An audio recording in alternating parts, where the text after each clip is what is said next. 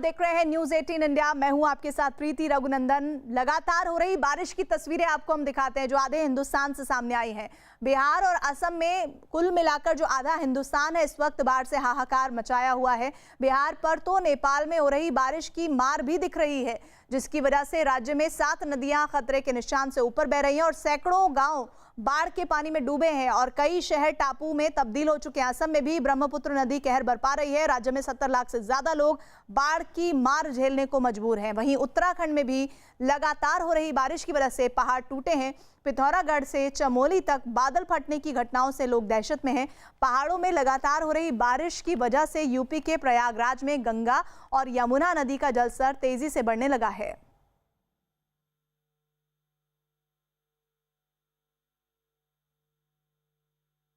बाढ़ की सबसे ज्यादा मार असम और बिहार पर पड़ी है। नेपाल में भारी बारिश के बाद बांध का पानी छोड़े जाने की वजह से बिहार में कई नदियां खतरे के निशान से ऊपर पहुंच गई हैं और करीब 10 जिलों में बाढ़ जैसे हालात हो गए हैं। वहीं असम में तो 24 जिलों में लाखों की आबादी बाढ़ की वजह से प्रभावित हुई है।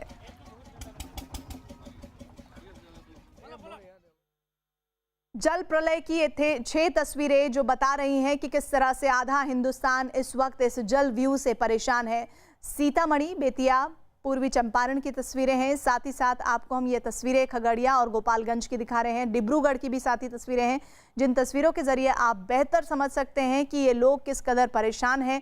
और देश के आधे इस वक्त जो हिंदुस्तान की तस्वीर है वो इसी तरह की दिख रही है। बिहार के पूर्वी चंपारण में बाढ़ की वजह से गंडक नदी उफान पर है और गंडक के लगातार बढ़ रहे जलस्तर की वजह से इस पर बने चंपारण बांध से पानी का रिसाव शुरू हो गया है, जिसे रेत की बोरी और गिट्टी डालकर रोकने की कोशिश जारी है। आशंका जताई जा रही है कि बांध से पानी का रिसाव बढ़ने पर इलाके के सैकड़ों गांव पानी में डूबे हैं।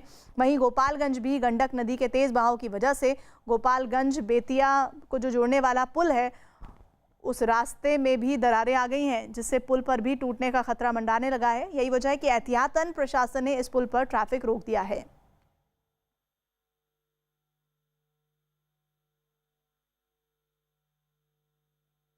तो गोपालगंज में गंडक नदी का तांडव देखिए कि पुल के पुल बह जा रहे हैं और इस तरह से बह रहे हैं कि अब गुंजाइश नहीं है कि जल्द ये ठीक हो पाएंगे, क्योंकि बारिश है, नींव जो है वो कमज़ोर हो चुकी है और इस जड़ को मजबूत करने के लिए बारिश का रुकना, पानी का सूखना बहुत ज़रूरी है और हाल फिलहाल ऐसा हो पाना मुमकिन नहीं दिख रहा। बिहार में पूर्वी चंपारण और गोपालगंज की ये तस्वीरें बता रही हैं कि लोगों की परेशानी किस कदर बढ़ गई है। लोग परेशान हैं और इंतज़ार है कि ये बारिश थमे, इंद्र देवता थमे और ये बाढ़ का पानी जल्द से जल्द सूखे, ताकि वो एक बार फिर से सुकून भरी जिंदगी बिता सकें।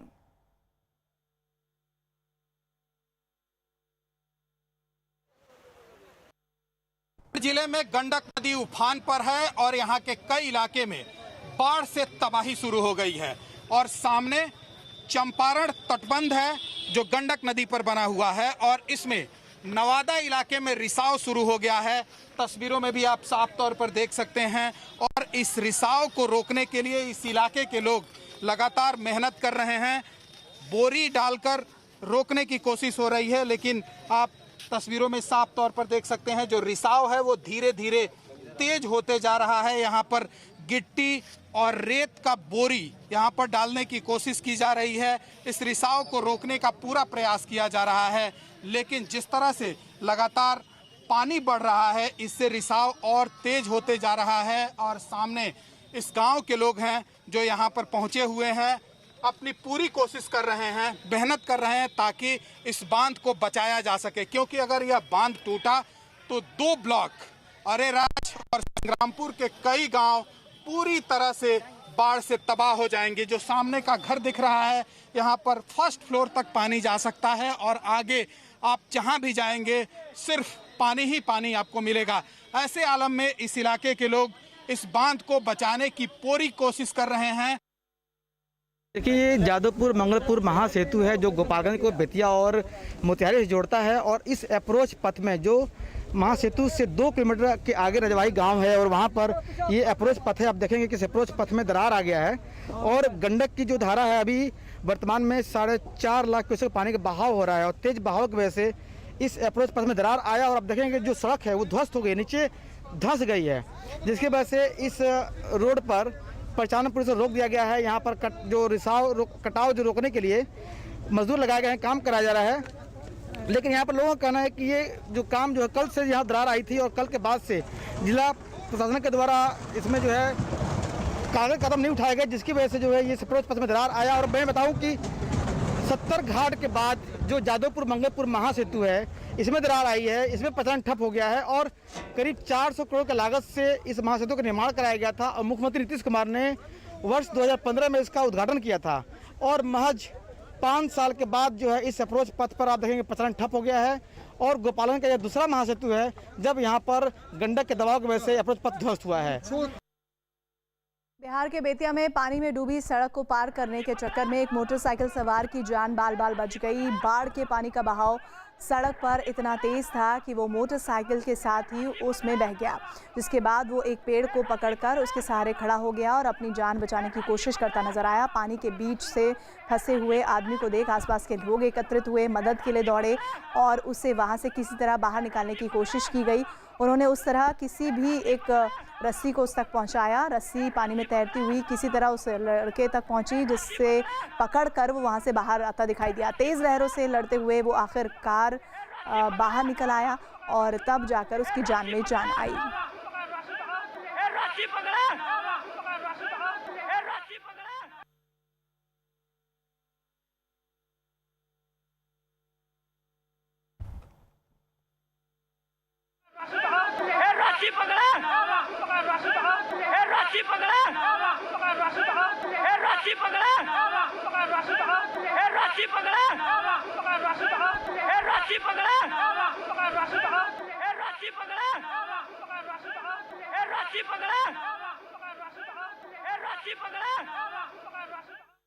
बिहार के दरभंगा में पुलिस थाना भी बाढ़ की मार से अछूता नहीं है। थाने के आसपास कमर तक पानी भर गया है, जिसकी वजह से पुलिस वाले थाने तक पहुंचने के लिए नाव की मदद लेते नजर आए हैं।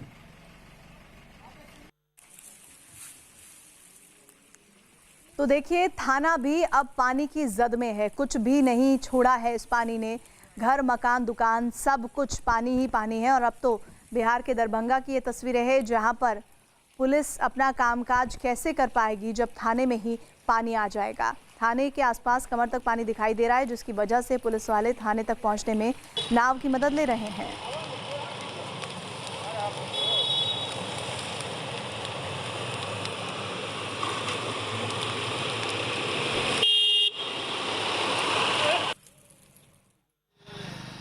पूर्वी चंपारण जिले में गंडक नदी में आए उफान की वजह से कई गांव पानी में डूबे हैं, जिसकी वजह से लोग घर छोड़ने को मजबूर हैं। उसकी तस्वीरें आपको हम दिखा रहे हैं।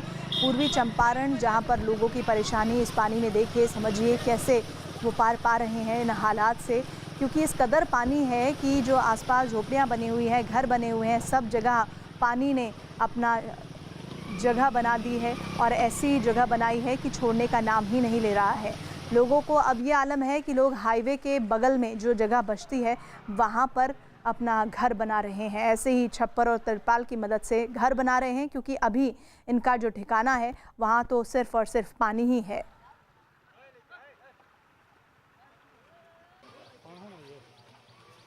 पूर्वी चंपारण जिले में बाढ़ से हालात बिगड़ने लगे हैं और कई ऐसे इलाके हैं जहां पर 4 फीट से 5 फीट तक पानी चला गया है, तो कहीं लोग घर से बेघर हो गए हैं।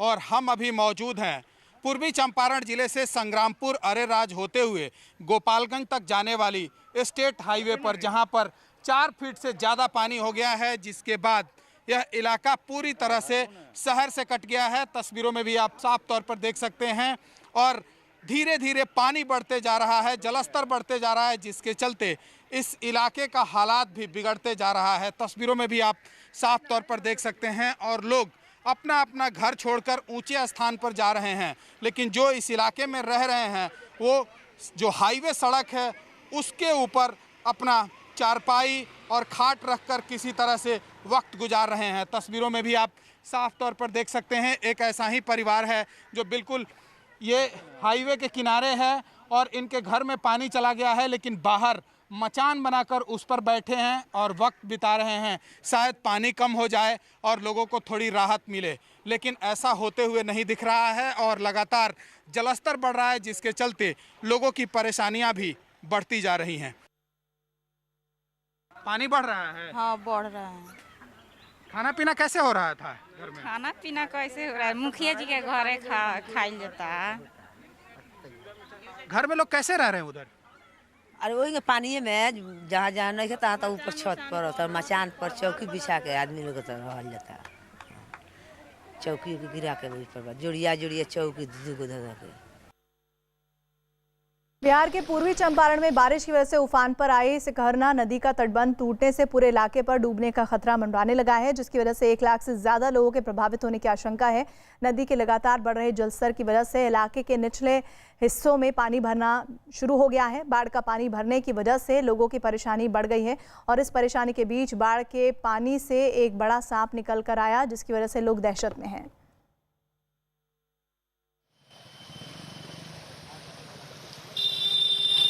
पूर्वी चंपारण जिले में बाढ़ से हालात बिगड़ने लगे हैं और कई ऐसे इलाके हैं जहां पर 4 फीट से 5 फीट तक पानी चला गया है, तो कहीं लोग घर से बेघर हो गए हैं।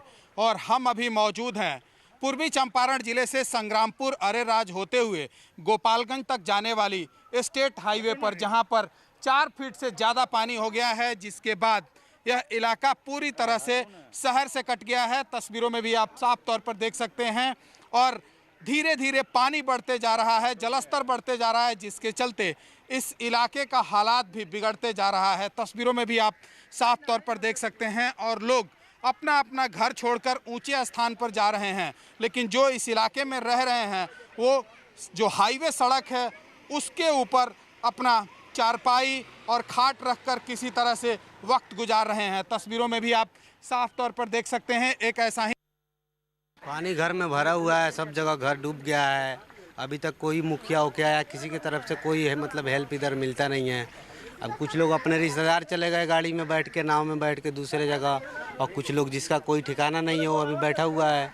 जब तक पानी रहेगा तब तक हम लोग बैठे रहेंगे। पानी का रफ्तार बहुत तेज बढ़ रहा है, हम लोग घर से बेघर हो गए हैं। ऑन और पानी समूचा एक ही मालूम पड़ता है। यहाँ आकर देखने से यह पता चल रहा है कि यहाँ का लोगों का जो जीवन है बहुत ही खराब हो गया है। कुछ लोग बेघर हो गए हैं, जो कि अपने घरों पे घर के सामने मचान बनाकर चौकी पर रह रहे हैं। यहाँ पे किसी भी प्रकार की सुविधा मुहैया नहीं कराई जा रही।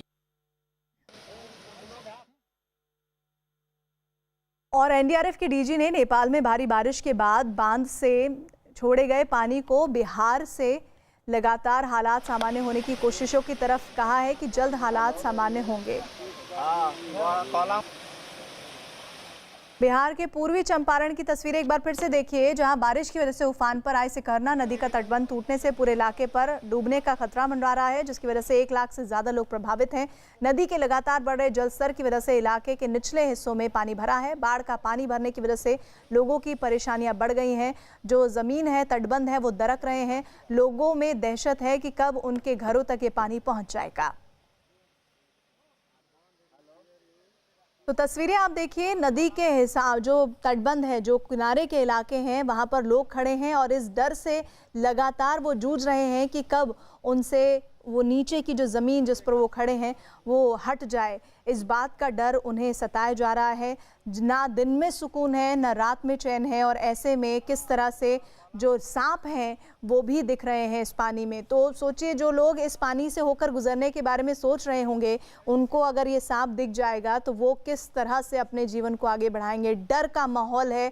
इस एक तरफ जहां ज़मीन खिसक सकती है, वहीं दूसरी तरफ इस तरह के सांप भी पानी में तैरते हुए नजर आ रहे हैं, ज़मीन पर रेंगते हुए दिख रहे हैं। कोरोना संकट के बीच सैलाब का सितम शुरू हो गया है और पूर्वी चंपारण जिले के सुगौली इलाके में बाढ़ से हालात बिगड़ने लगे हैं, जिसके बाद लोग सड़क के किनारे शरण लिए हुए हैं। तस्वीरों में भी आप साफ तौर पर देख सकते हैं NH 28A है, जिसके किनारे लोग प्लास्टिक डालकर यहाँ पर किसी तरह से अपनी ज़िंदगी गुजार रहे हैं। और यहाँ से आपकी नज़रें जहाँ तक जाएंगी, सिर्फ लोगों का आशियाना दिखाई देगा, वो भी प्लास्टिक का। ऊपर से बारिश का डर अलग है कि अगर बारिश आ जाए तो फिर क्या होगा। और जैसे जैसे पानी बढ़ रहा है, NH के किनारे भी कटाव शुरू हो गया है। तस्वीरों में भी आप साफ तौर पर देख सकते हैं और पानी धीरे धीरे बढ़ रहा है, जिसके बाद लोगों की परेशानियां भी बढ़ने लगी है कि आखिर घर छोड़कर लोग एनएच के किनारे पहुंचे और यहाँ भी पानी बढ़ जाएगा तो लोग यहाँ से फिर कहाँ जाएंगे। और बारिश का डर अलग है कि अगर बारिश शुरू हो जाए तो फिर क्या आलम होगा। तरह से कटाव हो रहा है तो फिर क्या होगा, कहाँ रहेंगे? सर अब कहाँ बताएंगे, देख रहे हैं जो हम लोग NH 28 पर आ चुके हैं और हमारे सुगौली विधानसभा क्षेत्र के जितने भी विधायक हैं जो वोट लेने के लिए आते हैं, लेकिन इस समय जो बुरा संकट वक्त आता है उस समय वो लोग भाग जाते हैं धूम धमाके। देखिए सर, कुछ नहीं मिला। ये जितना भी प्रशासन है, जो भी यहाँ का सिस्टम है, सब अधूरा है। अभी देखिए पूरा के लोग रोड पे है, आपके सामने है, चारों तरफ देखिए, और इतना लोग, सारे लोग जो आए हुए हैं ये सब बाढ़ का पीड़ित हुआ आदमी है। रही थी आपके सामने कि एनडीआरएफ के डीजी ने नेपाल में भारी बारिश के बाद बांध से छोड़े गए पानी को बिहार में बाढ़ की वजह बताया। उन्होंने बिहार और असम के बाढ़ प्रभावित इलाकों में एनडीआरएफ की टीमें तैनात होने का दावा किया और बाढ़ से निपटने के लिए पुख्ता इंतजाम किए जाने का दावा वो कर रहे हैं। साथ ही 2 तस्वीरें भी हम आपको दिखा रहे हैं, बिहार और असम में बाढ़ किस तरह से बेकाबू है। सर ये बताइए कि बिहार और असम में चिंताजनक स्थिति है, क्या तैयारी की है एनडीआरएफ ने? देखिए, एनडीआरएफ ने समय रहते ही तैयारी कर ली थी और हम लोगों ने वैसे पूरे देश के लिए मैं कह दूं कि एनडीआरएफ की 122 टीमें 20 राज्यों में बटी हुई है। लेकिन जैसा आपने कहा कि जो चिंता का विषय है वो असम और बिहार की स्थिति है, जहां पर बाढ़ की स्थिति बनी हुई है। असम में हमारी 16 टीमें काम कर रही हैं और बिहार में हमारी 21 टीमें काम कर रही हैं और स्थिति अभी मुझे लगता है कि उतनी गंभीर नहीं है जो शुरुआती दौर में ऐसा लगा था। हालांकि इसका अभी आकलन करना बहुत सटीक नहीं होगा, क्योंकि अगर बारिश और होगी तो सिचुएशन बदल सकता है। उत्तराखंड के पिथौरागढ़ जिले में लगातार हो रही बारिश की वजह से कई रास्ते बंद हैं। पिथौरागढ़ के मुनस्यारी में तो बादल फटने की वजह से आए मलबे की वजह से कई लोग मकान के मलबे में दब गए हैं। ऐसे में लोग गुफाओं में शरण लेने को मजबूर हैं।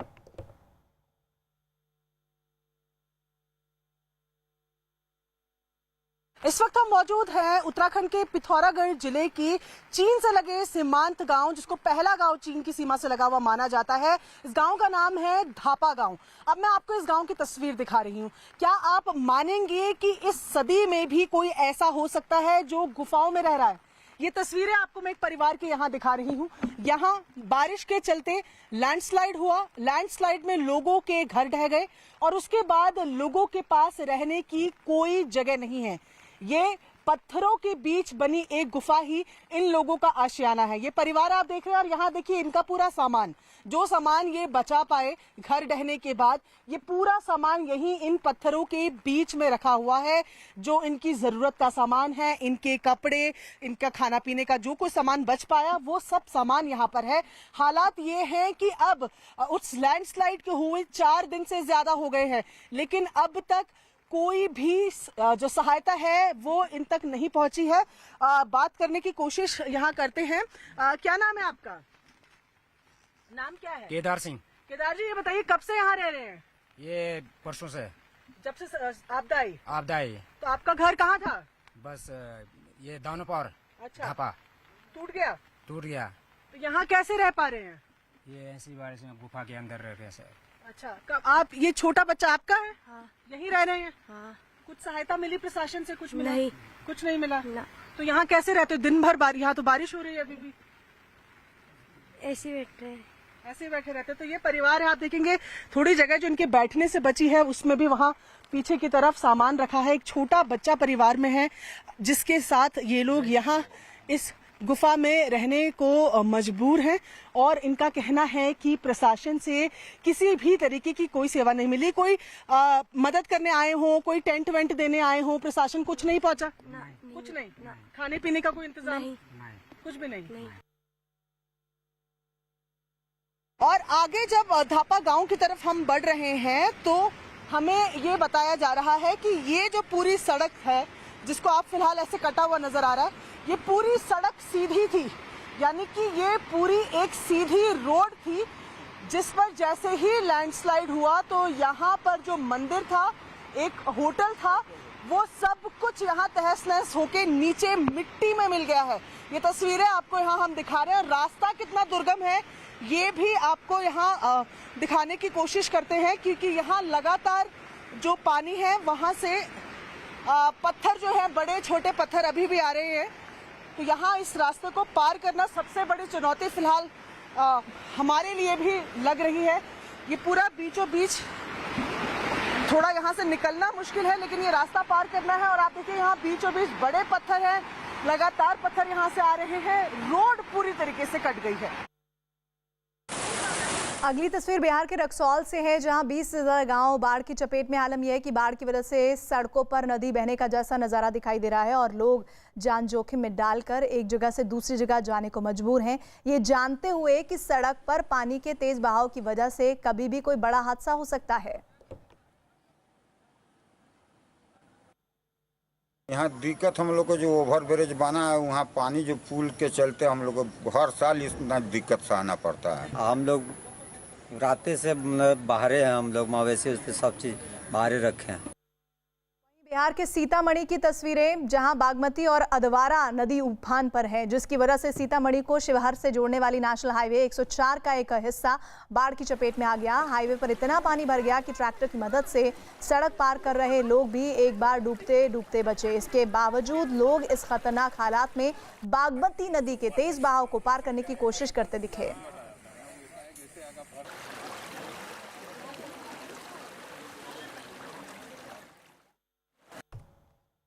सीतामढ़ी जिले में बागमती और अधवारा समूह की नदियों के जलस्तर में एक बार फिर से वृद्धि जारी है। सीतामढ़ी और शिवहर को जोड़ने वाली NH 104 की यह तस्वीर है। आप देख सकते हैं किस तरीके से जान को जोखिम में डालकर लोग अपनी यात्रा पूरी कर रहे हैं। NH 104 का यह पमरा गांव है और यहां पर पिछले लंबे अरसे से पुल का निर्माण हो रहा था और बगल में डायवर्सन का निर्माण कराया गया था ताकि आम लोग किसी तरीके से अपनी यात्रा को पूरी कर सके।